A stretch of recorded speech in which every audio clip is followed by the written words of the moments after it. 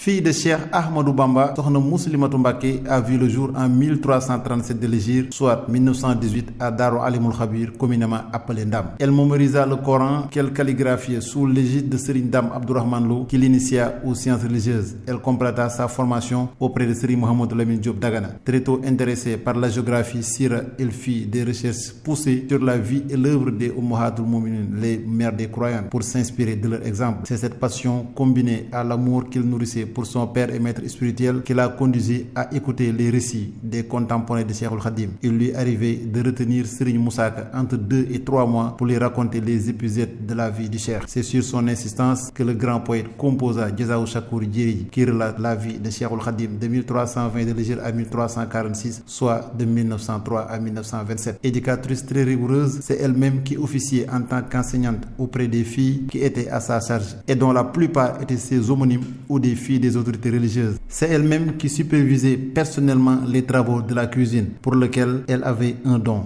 Elle préparait elle-même, inventait des plats. C'est un enseignant qui l'avait engagé pour une formation pérenne des disciples qu'on l'a confiés. Ses tournées à travers le pays lui ont permis de rencontrer de grands disciples, mais aussi des disciples qui cultivaient des champs. Une façon également de montrer sa dimension sociale, une dimension d'assistante connue de tous. Elle demandait où se trouvaient les nécessiteux pour les aider volontairement. Cependant, la dimension la plus connue de Sokhna Mouslimatou est sans doute l'abnégation dans le travail, dans la recherche du gain licite, Talabul Halal, débutant par le commerce de gros, particulièrement dans le ciment, à partir de 1945. Elle se singularise dans l'agriculture très révolutionnaire avec une voiture en 1952. On estime à 30 tonnes sa production agricole, sans compter la culture maraîchère, d'autres cultures exotiques comme le henné. On lui doit également le reboisement des reniers entre Darou Alimul Khabir et Darou Salam. Dans le domaine du textile, elle avait initié une production régulière et assisté les tisserands dans les modèles et couleurs. Dès 1958, elle se lança dans l'industrie de la transformation des céréales avec une capacité de 20 tonnes par an. C'est ainsi qu'elle a assuré le ravitaillement des pèlerins sénégalais qui allaient à la Mecque entre 1961 et 1963 et même ravitaillé l'armée sénégalaise, employant plusieurs personnes avec un parc automobile important pour la distribution du couscous. Celle que le premier président du Sénégal, désigné comme une femme en avance sur son temps, est l'une des premières citoyennes à être décorée de l'Ordre national du mérite dès 1962. Cette surcharge d'activité cachait une adoratrice assidue à la lecture du Saint-Coran, aux jeûnes et aux prières surrogatoires. Partout où elle est passée dans la vie familiale, de Ndam à Ndiéné, en passant par Ndiakhate, elle a été une disciple dévouée dans la recherche de l'agrément. C'est en 1968 qu'elle a rejoint son Seigneur après avoir fortement marqué son époque. Puisse Dieu, par la grâce du prophète